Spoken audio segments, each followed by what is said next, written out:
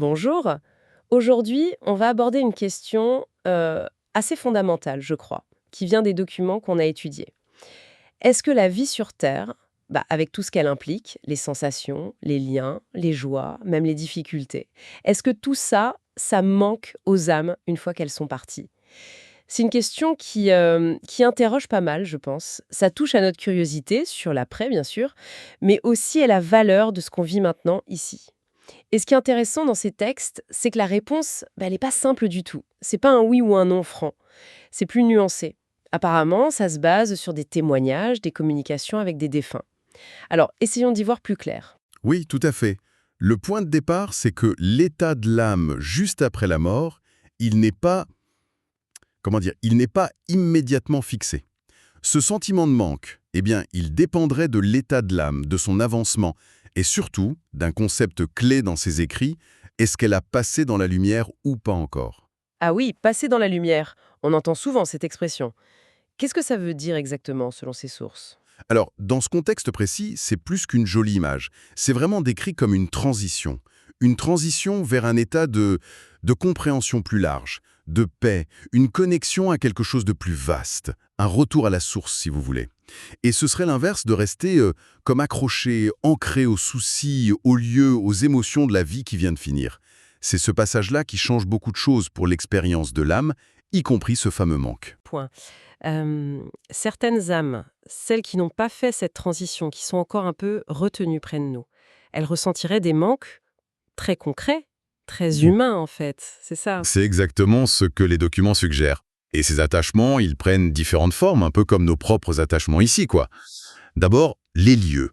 Et il y a cet exemple assez parlant d'une grand-mère qui était tellement attachée à sa maison qu'elle supportait pas l'idée que d'autres y vivent après elle. On voit bien ce lien très fort au matériel qui continue. Oui, on imagine bien ça. L'attachement à son chez-soi peut être très très puissant. Absolument. Et puis, il y a les habitudes, voire les dépendances. Les textes parlent d'âmes qui resteraient comme aimantées par une ancienne addiction. L'alcool, la cigarette, ce genre de choses. L'idée, c'est que l'empreinte psychique de cette dépendance serait tellement forte qu'elle continuerait d'exister. Ça crée un manque, une frustration, même sans le corps pour la satisfaire. C'est plus le besoin physique, mais le schéma mental qui reste. C'est assez particulier comme idée, cette empreinte qui survit au corps. Et les relations alors? Les liens avec les proches? Ah, ça c'est sans doute l'attachement le plus fort et le plus complexe qui est décrit. Beaucoup d'âmes resteraient très proches de ceux qu'elles aimaient, pour veiller sur eux, les protéger. C'est une intention positive, bien sûr, mais la nuance qui est apportée, et elle est importante, c'est que cette proximité serait souvent, teintée par les émotions humaines non résolues de l'âme elle-même. Ses propres peurs pour les vivants, ses inquiétudes, parfois même un reste d'ego, de contrôle. Donc, même si l'intention est bonne, ça maintiendrait l'âme dans une sphère très terrestre, et ça pourrait, d'après ses écrits, ralentir sa propre évolution vers la lumière, et pas forcément aider sereinement les vivants non plus. Ça rejoint un peu cette phrase qu'on a lue: aussitôt la mort, c'est toujours nous sans notre corps physique. C'est ça, en gros. Les préoccupations, les amours, les habitudes, ça ne s'efface pas d'un coup. Ça prend du temps. Exactement. L'identité terrestre, avec ses automatismes, ses attachements, elle ne disparaît pas comme ça, en un claquement de doigts. C'est un processus. Certains vont rester bloqués sur un objet perdu, d'autres sur une relation, d'autres sur une routine brisée. Mais les textes insistent, c'est une étape. Normalement, avec le temps, ou parfois avec une aide extérieure, ces âmes finissent par comprendre leur nouvel état et la nécessité de lâcher prise pour avancer. D'accord. Ces attachements aux lieux, aux habitudes, aux personnes, c'est une première chose. Mais les sensations physiques, le goût d'un bon plat, l'odeur d'une fleur, le simple fait de toucher quelque chose, une étreinte, est-ce que ça manque? Alors oui, la réponse est oui. Ce manque sensoriel peut être très présent, surtout pour les âmes qui sont encore très proches de notre plan vibratoire, celles qui n'ont pas encore fait cette transition vers des états de conscience différents. Les textes suggèrent même qu'elles pourraient chercher à recréer ces sensations. On parle du plan astral comme d'un lieu où ce serait possible de simuler ou de revivre ça. Bon, c'est un sujet complexe, le plan astral, on ne va pas entrer dans les détails. Mais l'idée principale, c'est que oui, ce manque de l'expérience sensorielle directe, ça existe pour certaines âmes. D'accord. Mais alors, et c'est là que ça devient vraiment intéressant, je trouve, ce manque, ce n'est pas une fin en soi, ce n'est pas une souffrance sans fin. Ça évolue, ça se transforme. Ah oui, et ça c'est un point absolument clé et assez fascinant dans ces lectures. L'idée c'est que le manque, quand l'âme progresse, s'élève en conscience, se rapproche de la lumière, eh bien il ne disparaît pas au sens où on oublierait tout. Non, il se transforme. L'analogie utilisée est assez belle. C'est comme quitter une maison qu'on a adorée. Au début, on peut être très nostalgique, ressentir douloureusement l'absence des murs, de l'ambiance. Mais avec le temps, on n'oublie pas les bons moments, l'essence de ce qu'on y a vécu. On garde l'empreinte, la mémoire vibrante, comme c'est dit joliment. Mais la souffrance de l'absence physique, elle s'apaise. Elle laisse place à la gratitude, à l'intégration de cette expérience. Le manque devient autre chose alors. C'est ça. Ils se transmutent. Les âmes n'auraient plus ce regret des cinq sens tels qu'on les connaît. Elles en garderaient l'essence, la compréhension profonde, la saveur vibratoire, on pourrait dire. Et surtout, elles accéderaient à d'autres façons de percevoir, beaucoup plus vastes, plus subtiles, qui dépassent les limites de notre corps physique. Elles se libéreraient de ce que la source appelle les corps inférieurs, physiques, émotionnels, liés à la Terre, pour ne garder que l'essence de ce qu'elles ont appris. C'est une perspective assez incroyable. Pourtant, la source revient aussi sur un type de manque qui semble très fort au début et peut-être le plus partagé, celui du contact direct avec les gens qu'on aime. Ne plus pouvoir serrer quelqu'un dans ses bras, juste discuter, partager un moment. Cette absence de présence physique. Oui, tout à fait. Ce manque de l'interaction physique, affective, directe, s'est présenté comme un sentiment très très puissant pour beaucoup d'âmes, surtout au début. Et c'est un point qui semble important pour l'auteur de la source, parce que ça l'amène à réagir assez vivement contre une idée reçue, une idée qu'il appelle une fausse croyance et qui peut être très culpabilisante pour les personnes en deuil. Laquelle?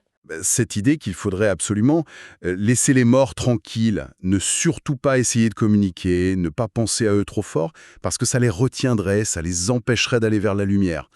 La source dit non, attention avec ça. C'est décrit comme étant doublement douloureux, pour les vivants qui se sentent coupés, impuissants, et pour les défunts eux-mêmes. Parce que comme le dit l'auteur, ces âmes, elles n'ont pas juste perdu une personne, elles ont perdu toute une vie, toute une façon d'interagir. On parle même, dans ces textes, d'un véritable cri d'amour de certaines âmes. Un besoin très fort, presque viscéral, de faire savoir à leurs proches qu'elles vont bien, qu'elles sont toujours là, différemment, et surtout que l'amour est toujours là, qu'il dépasse la mort physique. Les communications qui sont rapportées, elles semblent souvent porter ce message « je vais bien, je t'aime encore ». Un besoin de rassurer et peut-être d'être rassuré aussi sur ce lien qui perdure. Ce cri d'amour, c'est une image très très forte, oui. Ça voudrait dire que le contact, ou en tout cas le sentiment de connexion qu'on garde, ça pourrait être bon pour les deux côtés. C'est clairement ce que défend la source. Loin d'être un frein, maintenir un lien d'amour conscient, attention, pas un attachement possessif ou plein de douleur, mais un vrai lien du cœur, ce serait réconfortant. Et même aidant, autant pour l'âme qui continue son chemin que pour ceux qui restent ici. Ça permettrait de transformer la peine du manque en une sorte de présence différente, plus subtile peut-être. D'accord. Alors si on essaie de rassembler un peu tout ça, ce sentiment de manque initial, qu'il touche les lieux, les habitudes, les sens, les relations, ce n'est pas juste une souffrance inutile en fait. Quel rôle ça joue dans le parcours de l'âme d'après cette vision? C'est vu comme un moteur essentiel pour évoluer. Ce manque de départ, même s'il est douloureux au début, il agit comme un révélateur. Il montre ce qui a vraiment compté, ce qui a été vécu fort, mais parfois aussi ce qui est resté en suspens, ce qu'on n'a pas compris, pas bien géré pendant la vie terrestre. Et ce ressenti, ça devient un matériau précieux pour l'âme. Une occasion de comprendre, d'intégrer les leçons et de grandir en conscience. Pour expliquer ça, la source utilise une autre image assez parlante. Imaginez quelqu'un qui doit déménager très loin, changer complètement de vie sans pouvoir revenir en arrière. Vous laissez tout, la maison, les objets familiers, la routine. Au début, le manque de votre lit, du café du matin comme vous l'aimez, de la vue par la fenêtre, ça peut être très fort, très pénible. Oui, oui, on visualise bien. Mais avec le temps, on s'adapte à la nouvelle situation, on découvre de nouvelles choses, des avantages. Et ce manque aigu, il se transforme. La nostalgie peut rester, mais elle fait moins mal. Elle laisse place à la gratitude pour le passé, et ça permet de s'investir dans le présent, dans le nouveau. Le manque du début a servi de déclic pour l'adaptation et l'appréciation de ce qui est nouveau. Pour les âmes, le processus décrit serait un peu pareil. La vie sur Terre est vue comme une école. Pas une école où on punit, mais un terrain d'expérimentation, d'apprentissage intense grâce à l'incarnation. Chaque émotion, chaque défi, chaque relation, chaque joie, tout ça, ça enrichit l'âme, ça la construit. Rien n'est perdu. Tout s'intègre dans ce que la source appelle le corps causal. Le corps causal. Encore un terme un peu technique. Qu'est-ce que c'est en gros? Alors, dans cette vision des choses, le corps causal, ce serait comme le disque dur subtil où s'enregistre l'essence de toutes nos expériences de vie. C'est là que se dépose ce qu'on apprend, notre sagesse qui s'accumule de vie en vie. C'est ce qui reste et évolue après la mort physique. Et donc, même les manques, les regrets, les difficultés vécues sur Terre, une fois qu'on les a compris et intégrés, eh bien ça devient du matériel pédagogique. Ça enrichit ce corps causal, ça aide l'âme à évoluer. Le manque n'est pas une fin, c'est un outil de transformation. Donc si on revient à notre question de départ, pour essayer de résumer la réponse complexe de ces écrits, est-ce que la vie terrestre manque aux âmes? La réponse serait oui, souvent, au début. Un sentiment de manque peut exister, c'est même courant. Ça peut concerner les attachements matériels, les habitudes, les sensations et surtout les relations. Mais ce serait une phase, une étape transitoire liée à l'adaptation, au détachement. Le vrai parcours de l'âme, tel que c'est décrit là, ce serait de dépasser ces manques. Pas en oubliant, mais en comprenant profondément ce qui a été vécu. Et de retrouver sa nature profonde dans cette lumière, cette paix, cette conscience élargie. La transformation est plus importante que la perte. C'est tout à fait ça. Et il y a quelque chose de très réconfortant, je trouve, qui ressort de tout ça. C'est la conviction forte dans ces textes que toutes les âmes, peu importe leurs difficultés, leurs erreurs, finissent par arriver à cet état de paix, de compréhension. Peut-être pas au même rythme, par des chemins différents, mais la destination finale serait la même pour tout le monde. Et dans cette vision plus large, la vie terrestre n'est plus une source de regrets, mais une étape essentielle, une aventure précieuse dans un voyage beaucoup plus grand. Et l'amour, les liens vrais, eux, ils ne disparaîtraient pas, mais se transformeraient, se purifieraient et continueraient sur un autre plan. Ce qui nous amène, assez logiquement, à une réflexion finale pour nous-mêmes, ici et maintenant, une sorte de clé suggérée par tout ça.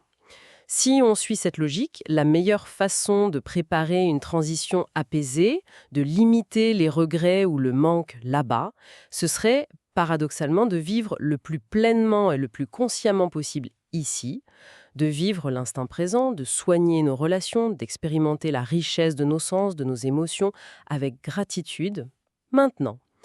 Comme si chaque instant vécu à fond devenait une ressource pour la suite. Voilà, c'est une pensée assez riche, je trouve, pour terminer cette exploration, basée sur les documents qu'on a pu consulter. Merci d'avoir partagé ce moment de réflexion avec nous. C'est une question qui, au fond, nous touche tous, de près ou de loin.